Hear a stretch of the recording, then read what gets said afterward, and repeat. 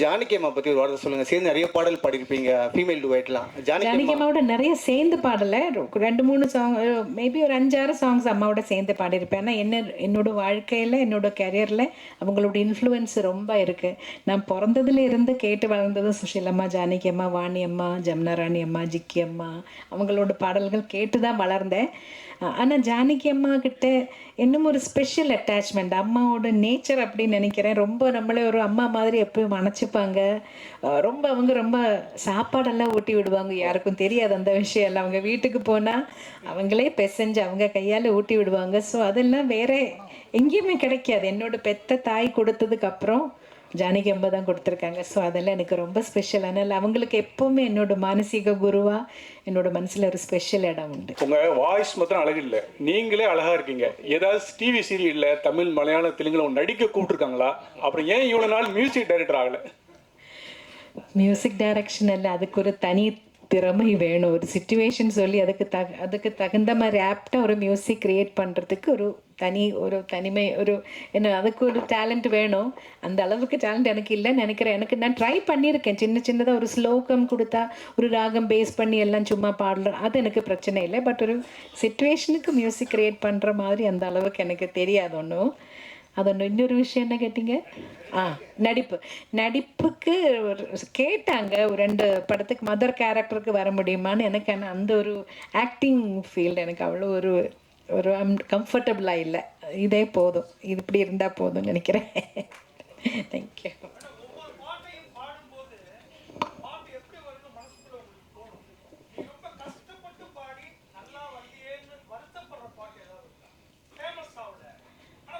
இல்லை, நான் கஷ்டப்பட்டு பாடி வெளியில் வராத படங்கள்லாம் நிறைய இருக்குது, வந்திருக்காங்க. அப்படி இருக்குது, இல்லைன்னு சொல்ல முடியாது.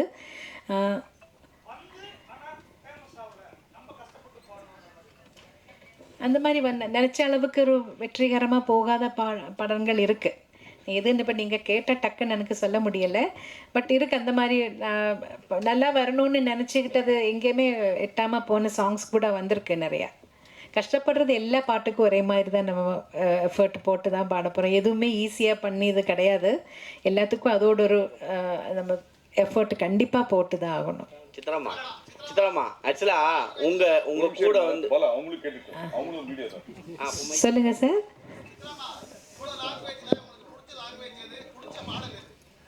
ஐயோ, அது கஷ்டங்க அதை சொல்கிறது.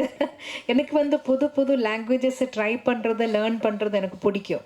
எனக்கு ட்ரை பண்ணுறது ரொம்ப இஷ்டம். ஆனால் தெரியாத லாங்குவேஜ் பாடும்போது இப்போ தெரிஞ்ச லாங்குவேஜ் பாடுற அளவுக்கு ஈஸியாக இருக்காது. கண்டிப்பாக ஒவ்வொரு வார்த்தையோட மீனிங் என்னன்னு கேட்கணும், அதை அவங்க எப்படி உச்சரிக்கிறாங்கன்னு கேட்கணும். அதுக்கு நானே ஒரு கோடு லாங்குவேஜ், சைன் லாங்குவேஜ் மாதிரி போட்டு நான் ப்ரொனன்சியேஷன் சரியாக வரணுங்கிறதுக்காக அது இன்னும் ஜாஸ்தி டைம் எடுக்கும், இன்னும் ஜாஸ்தி எஃபர்ட் போடணும். மேடம், அதாவது இதோ இங்கே பாருங்க, இருட்டில் இருக்கீங்க தெரியல. மேடம், அதாவது படங்கள் வந்து இன்ஸ்ட்ருமெண்ட்ஸில் வாசிக்கிற வரைக்கும் எப்படி இருந்துச்சுன்னா மியூசிக் லிரிக்ஸை ஓவர் ரூல் பண்ணாமல் இருந்துச்சு. அங்கே இந்த சிங்கர்ஸ்க்கான ரெக்கக்னிஷன் நல்லாவே இருந்துச்சு. Once it became into digitalisation ஆனதுக்கப்புறமா அந்த முக்கியத்துவம் இல்லாமல் போயிடுச்சு. அதை பற்றி உங்களோட கருத்து என்ன மேடம்? இல்லை, பழைய காலத்தில் எல்லாமே லைவ் இன்ஸ்ட்ருமெண்ட்ஸ் யூஸ் பண்ணிட்டு இருக்கிறப்போ எல்லாமே நல்லா கிளியராக இருந்தது. இப்போ எலக்ட்ரானிக்ஸு கொஞ்சம் அதிகமாக வரும்போது தான் அப்படி வார்த்தை பளிச்சுன்னு தெரியாமல் கொஞ்சம் அப்படி போகிறது. அதனால தான் நினைக்கிறேன். இல்லை, அதுதான் மேடம். அது ஒரு பாதிப்பாக இருக்காதா? அது எதனா வழிமுறை இருக்காதா பண்ணுறதுக்கு? நீங்கள் அதை தான் நான் கேட்குறேன் உங்ககிட்ட ஆஸ் அ சிங்கர்.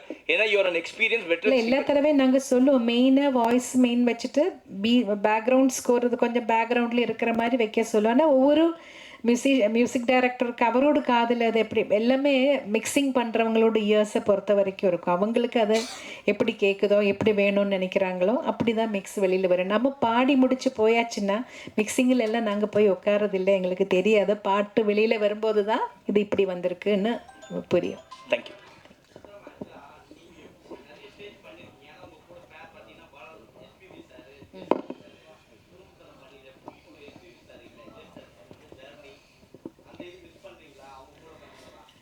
கண்டிப்பாக மிஸ் பண்ணுறோம். நான் ஸ்டார்ட் பண்ணது ஜெயசுதாஸ் சாரோட. அவர்கிட்ட இருந்து ஒவ்வொரு கச்சேரியில், ரெக்கார்டிங்கில் கூட பாடின அனுபவமே எனக்கு என்னோடய மியூசிக்கல் ஜேர்னியில் ரொம்ப ஹெல்ப் பண்ணியிருக்கு.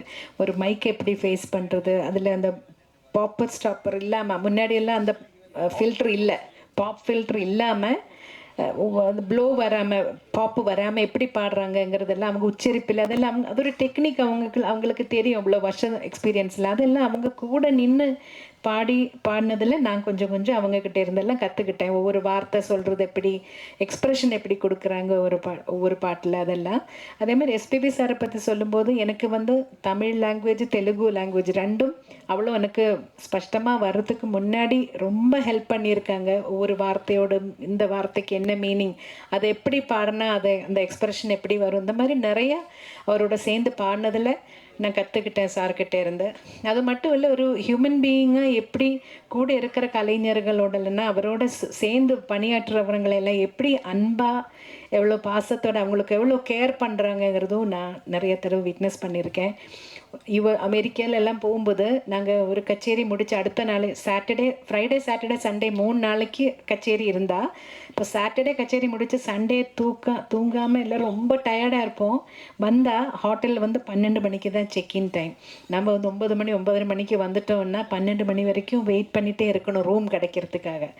ஆனால் எஸ்பிபி சாருக்காக ரூமை அவங்க சீக்கிரமாக ரெடி பண்ணி அவங்களே அமுச்சிடுவாங்க. மற்றவங்க வெயிட் பண்ணுற வரைக்கும் சாரும் சொல்லுற நீங்கள் என்ன மட்டும் அமுச்சிடுவீங்க, அவங்க எல்லாம் மை பாய்ஸ் அவங்க எல்லாம் வெயிட் பண்ணிட்டு இருக்கும்போது நான் மட்டும் போய் ரெஸ்ட் எடுக்க முடியாதுன்னு அவரும் அந்த லாபியிலே அவ்வளோ நேரம் உட்காந்த அனுபவம் எல்லாம் இருக்குது. வேறு யாரும் அப்படியெல்லாம் பண்ண மாட்டாங்க. ஸோ அதெல்லாம் பார்க்கும்போது இப்படி ஆளுங்க இருக்காங்க, இப்படி தான் இருக்கணுங்கிறது ஒரு பெரிய பாடமாக கற்றுக்கிறேன். மேடம், நீங்கள் பாடிய இத்தனாயிரம் பாடல்களில் பல்லாயிரக்கணக்கான பாடல்கள் முணுக்கும்படியாக இன்றைக்கும் நினைவு வச்சிருக்க மாதிரியா இருக்குது. ஆனால் சமீபத்தில் வரக்கூடிய பாடல்களில் எதுவுமே ஒரு வரி கூட புரிய மாட்டேங்குது. இதை நீங்கள் எப்படி பார்க்குறீங்க மேடம்? காலத்தோடு மாற்றங்கள், அதை வந்து குறை சொல்கிறத விட அதோட கூட என்ஜாய் பண்ணி போகிறது தான் பெட்டர்ன்னு நினைக்கிறேன் சார். இப்போ வர ஆர்டிஸ்ட் எல்லாம் வந்து அவங்களே தன்னிச்சையாக பாடி பெரிய லெவலில் பேசப்படுது. அதை நீங்கள் எப்படி பார்க்குறீங்க? ஏன்னா ஸ்பெசிஃபிக்காக தனுஷ் சார் சிம்பு சார்லாம் பாடினாவே மில்லியன் வியூஸ் போகுது. நீங்கள் அதெல்லாம் எப்படி பார்க்குறீங்க? ஏன்னா கஷ்டப்பட்டு வந்துடுவீங்க, அதுக்காக கேட்குறேன்.